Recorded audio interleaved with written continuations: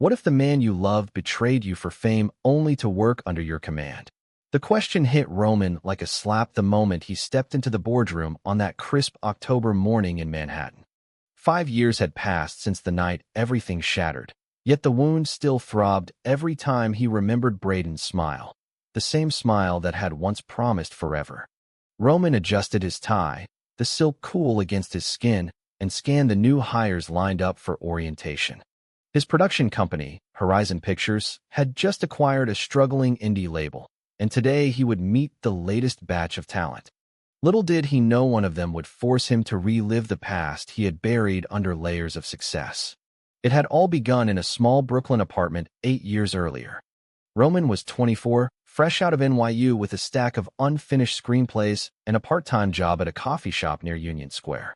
Braden walked in one rainy afternoon, soaked and laughing, ordering a triple espresso while complaining about a failed audition.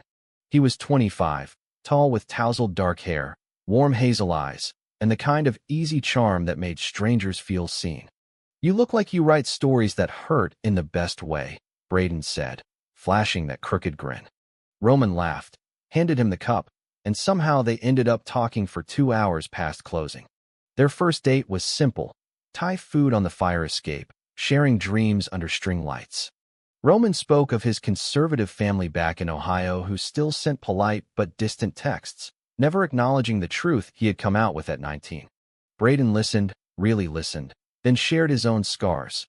A father who had cut him off after catching him kissing a boy in high school, forcing Braden to hustle modeling gigs just to eat.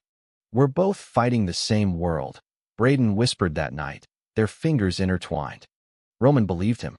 Within months they moved in together, pooling paychecks to afford the tiny one-bedroom where love felt invincible.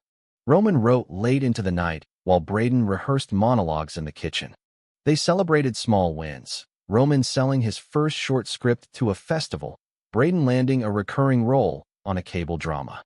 Friends envied them. "You two are the couple goals," their neighbor Mia would say over wine on the rooftop. Roman's mother sent a birthday card with a single line, "We pray for you." It stung, but Braden held him through it. "One day they'll see how strong you are," he promised. Roman believed every word. As the years ticked by, Braden's ambition sharpened. Auditions turned into near misses, and the rejections chipped at his confidence. Roman noticed the late nights Braden spent scrolling industry forums, the way he practiced smiles in the mirror longer than usual. "I just want us to have more," Braden explained one evening after another callback flop. Roman nodded, pouring his energy into a new screenplay, a coming-of-age story about two young men navigating love and ambition in a city that never slept. He titled it Echoes of Us and poured every vulnerable piece of their life into the pages. Braden read the drafts, eyes shining.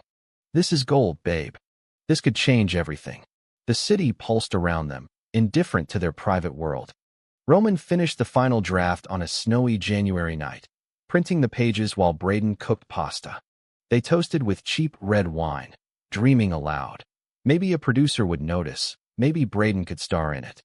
"We'll do it together," Roman said, kissing him softly. Braden pulled him close, the kind of kiss that still made Roman's heart race after years together. Outside, snow blanketed Brooklyn, muffling the world's noise. But cracks were forming.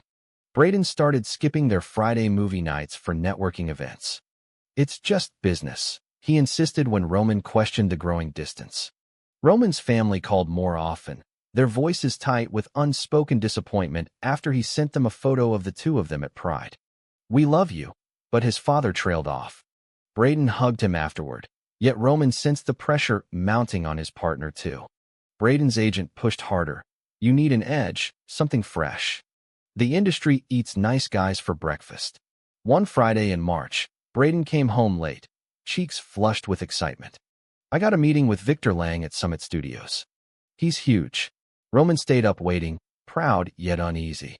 The next morning Braden asked to read the finished script again. "For inspiration," he said. Roman handed it over without hesitation. That night they made love slowly, tenderly, the way they had in the early days, hands memorizing each other, whispers of forever. Roman fell asleep feeling safe. The betrayal arrived quietly at first.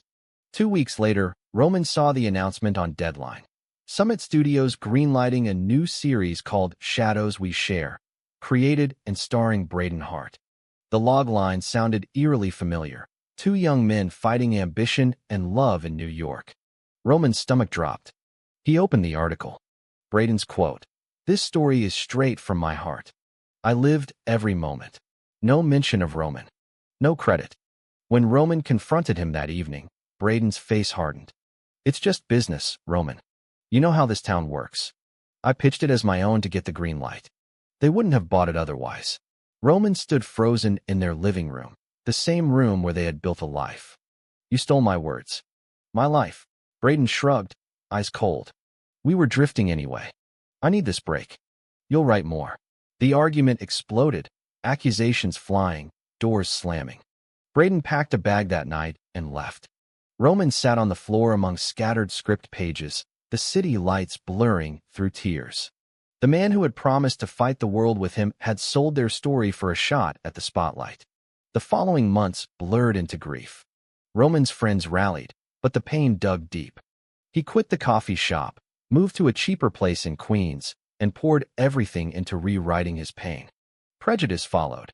A producer who had once praised his work suddenly ghosted him after rumors spread that Braden had called him too emotional. Roman's mother texted, "Maybe this is God's way." He stopped answering. Nights were the worst, replaying every laugh, every touch, wondering how love could twist into betrayal so cleanly.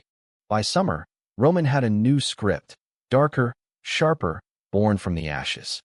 He submitted it anonymously to a small festival and won the top prize. The win opened doors. An investor approached him at the after-party. "Your voice is raw. Let's build something." Within a year, Horizon Pictures was born in a modest Midtown office. Roman hired a small team, focusing on stories that reflected real queer lives without sugarcoating the struggle. Success came steadily, first a web series, then a feature that premiered at Sundance. Critics called him the voice of a new generation. Braden's career, meanwhile, soared briefly then stalled. Shadows We Share gained buzz, but critics noted the script felt derivative. Braden landed a few guest spots, yet the offers dried up after a public breakup with a co-star and whispers of temper tantrums on set. Roman followed the news from afar, telling himself he was over it. Yet every award nomination for his own projects carried a hollow echo. 3 years after the split, Roman stood at the helm of Horizon with 50 employees and a reputation for integrity. He had dated casually, kind men who respected his boundaries, but none matched the depth he once shared. His family had slowly softened. His sister visited New York and met his team, hugging him tightly. "You built this despite us," she whispered. Roman felt proud, yet the old wound lingered. Then came the acquisition.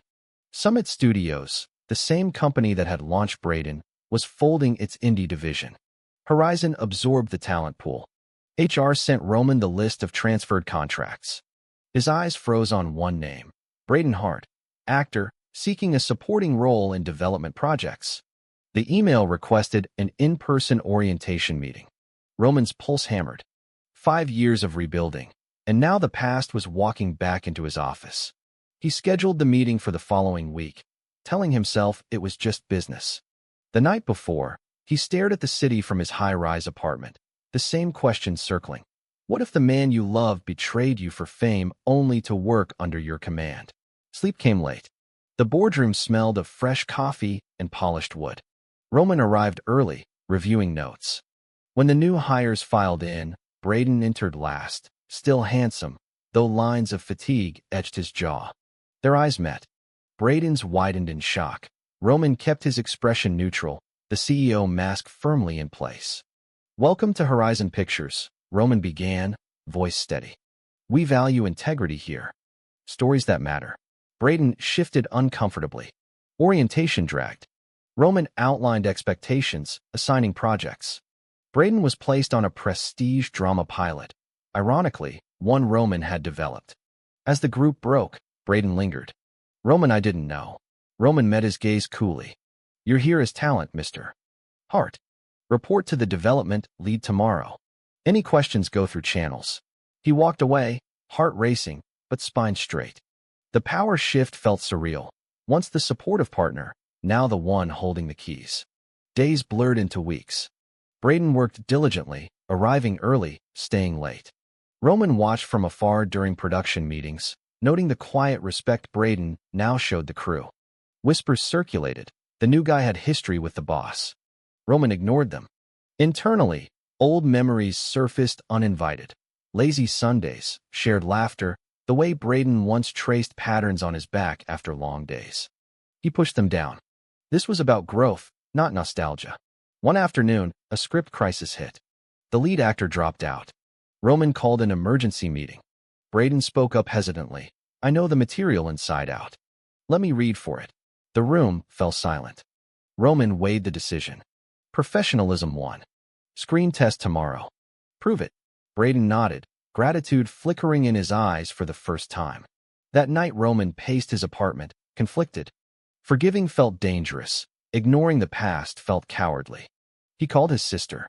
"He's here," Roman admitted. She listened, then said softly, "You built this life without him. Don't let him take that power again." Her words anchored him.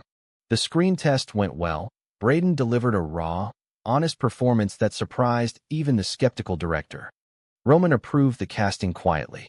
On set, their paths crossed daily.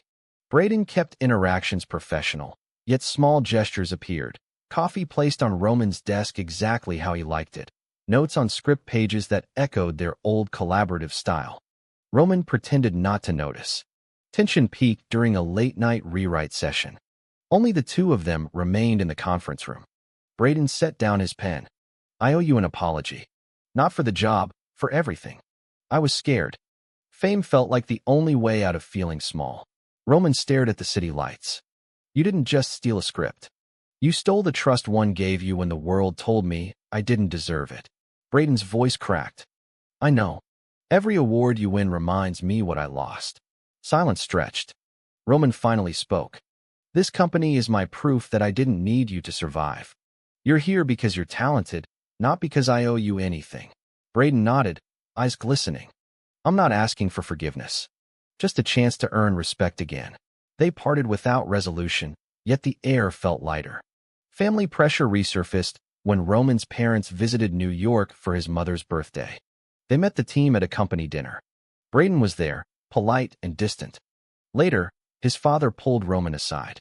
"That man, he's the one who hurt you?" Roman answered calmly, "He's an employee. I'm the one who decides what matters now." His father's nod carried reluctant pride. Production intensified. Braden's performance deepened the pilot, drawing praise from investors. Roman watched dailies alone, admitting to himself that Braden still understood his vision better than anyone. One evening after wrap, Braden waited by the elevator. "Thank you for the opportunity. I see now how much you've grown." Roman replied, "We both have. Or we're learning to." The pilot premiered to critical acclaim. At the wrap party, Roman stood on the rooftop terrace overlooking the Hudson. Braden approached, 2 glasses in hand. "To the story we both lived," he said quietly. Roman accepted the drink. "To the stories we tell now." They talked for hours, about the industry's cruelty, family wounds that never fully healed, and the quiet strength found in starting over. Braden confessed the betrayal had cost him more than roles. It cost him his self-respect. Roman shared how building Horizon had healed the boy who once feared he would always be someone's secret. No grand reunion followed. Instead, a fragile understanding emerged. Braden continued as a valued lead, earning promotions through merit. Roman dated again, this time with clearer boundaries. Their past became a chapter, not a chain. Friends noticed the shift. Roman's laughter returned fuller. Braden's humility grounded him. Society's prejudices still whispered, tabloids speculated, but neither man fed them. Years later, at an industry gala, Roman accepted an award for storytelling that changed lives. In his speech, he said, "The hardest betrayals teach us the strongest truths. We survive, we rise, and sometimes the person who broke us becomes the reminder of how far we've come." Braden applauded from the audience, their eyes meeting with quiet respect. The question that once haunted Roman now felt answered. Betrayal had forged him into the man who stood tall, not despite the pain, but because of it. Looking back at this journey of two men navigating love, ambition, and redemption, I see how betrayal can fracture a heart, yet rebuild a stronger foundation. Roman's growth reminds us that true power comes from within, not from revenge or regret. Braden's path shows that owning mistakes opens doors to genuine respect. The real lesson? Love may end, but the version of yourself you become afterward is the greatest story you'll ever tell. Keep writing your own chapters with honesty and courage. No one else holds the pen.